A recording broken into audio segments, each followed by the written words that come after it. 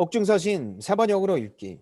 오늘 8월 2일 본문은 골로새서 3장입니다. 그러므로 여러분이 그리스도와 함께 살려주심을 받았으면 위에 있는 것들을 추구하십시오. 거기에는 그리스도께서 하나님의 오른쪽에 앉아 계십니다. 여러분은 땅에 있는 것들을 생각하지 말고 위에 있는 것들을 생각하십시오. 여러분은 이미 죽었고 여러분의 생명은 그리스도와 함께 하나님 안에 감추어져 있습니다. 여러분의 생명이신 그리스도께서 나타나실 때에 여러분도 그분과 함께 영광에 쌓여 나타날 것입니다. 그러므로 땅에 속한 지체들의 일들, 곧 음행과 더러움과 정욕과 악한 욕망과 탐욕을 죽이십시오. 탐욕은 우상숭배입니다. 이런 것들 때문에 순종하지 않는 자들에게 하나님의 진노가 내립니다. 여러분도 전에 그런 것에 빠져서 살 때는 그렇게 행동하였습니다. 그러나 이제 여러분은 그 모든 것, 곧 분노와 격분과 악의와 회방과 여러분의 입에서 나오는 부끄러운 말을 버리십시오. 서로 거짓말을 하지 마십시오. 여러분은 옛사람을 그 행실과 함께 벗어버리고 새 사람을 입으십시오. 이 새 사람은 자기를 창조하신 분의 형상을 따라 끊임없이 새로워져서 참 지식에 이르게 됩니다. 거기에는 그리스인과 유대인도 할례받은 자와 할례받지 않은 자도 야만인도 스구디아인도 종도 자유인도 없습니다. 오직 그리스도만이 모든 것이며 모든 것 안에 계십니다. 그러므로 여러분은 하나님의 택하심을 입은 사랑받는 거룩한 사람답게 동정심과 친절함과 겸손함과 온유함과 오래 참음을 옷 입듯이 입으십시오. 누가 누구에게 불평할 일이 있더라도 서로 용납하여 주고 서로 용서하여 주십시오. 주님께서 여러분을 용서하신 것과 같이 여러분도 서로 용서하십시오. 이 모든 것 위에 사랑을 더하십시오. 사랑은 완전하게 묶는 띠입니다. 그리스도의 평화가 여러분의 마음을 지배하게 하십시오. 이 평화를 누리도록 여러분은 부르심을 받아 한 몸이 되었습니다. 또 여러분은 감사하는 사람이 되십시오. 그리스도의 말씀이 여러분 가운데 풍성히 살아있게 하십시오. 온갖 지혜로 서로 가르치고 권고하십시오.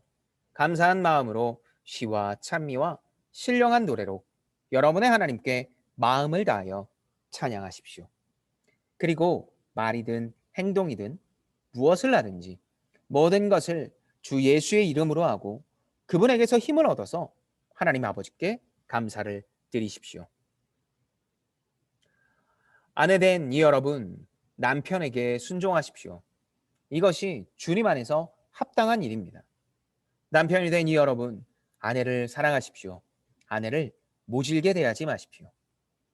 자녀된 이 여러분, 모든 일에 부모에게 복종하십시오.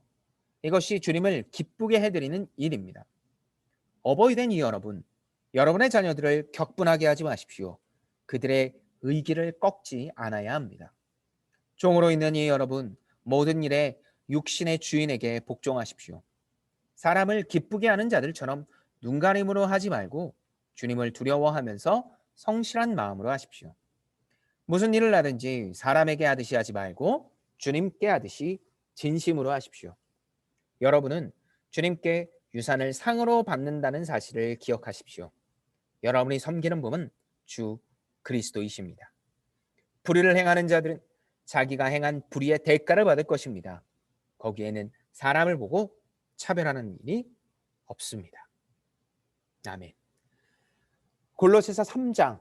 골로새서 3장은요. 신앙인, 특별히 그리스도인이라면 교회를 다니고 있는 것에 대한 아주 명확한 이유와 목적, 그것이 나타나 있습니다.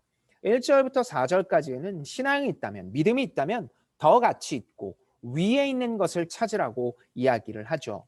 맞고 그리고 분명한 것을 찾으라는 메시지입니다. 자, 그렇다면 더 위에 있는, 더 가치 있고 맞는 것을 찾는 건 도대체 어떤 것일까요? 5절부터 11절까지는 이 개인적인 차원의 것을 이야기를 합니다. 5절부터 11절까지 해서 이 개인적인 것들을 이야기를 한다는 건요.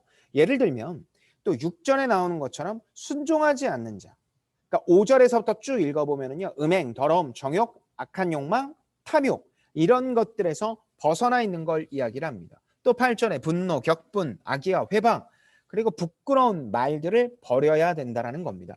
이런 행동을 하는 것들의 목적과 힘이 어디서 나온다?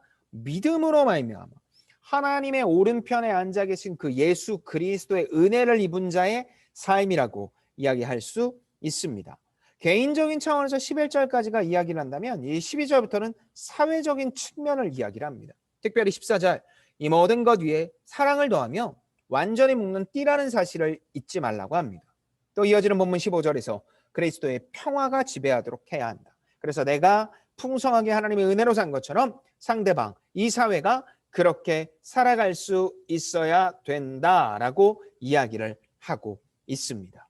자, 사회적인 차원에서 이야기를 했다면 이제 신앙적인 측면, 다시 말해 신앙인과 신앙인이 만나서 만들어지는 가족과 관계에서 어떻게 해야 되는지 이야기를 하는데요. 아내와 남편, 자녀, 그리고 어버이 이런 관계적인 측면에서 서로가 주 안에 있다는 사실을 잊지 말라고 이야기를 합니다. 특별히 24절에 유산을 상으로 받았다.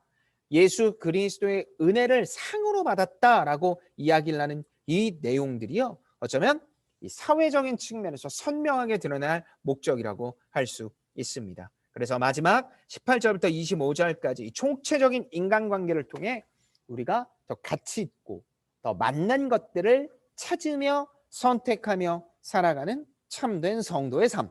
그것이 골로새 교회를 향한 목적인과 동시에 오늘의 우리의 목적이라고 할 수 있습니다. 자, 그렇다면 골로새서 3장을 읽은 오늘 하루 어떻게 살아야 될까요?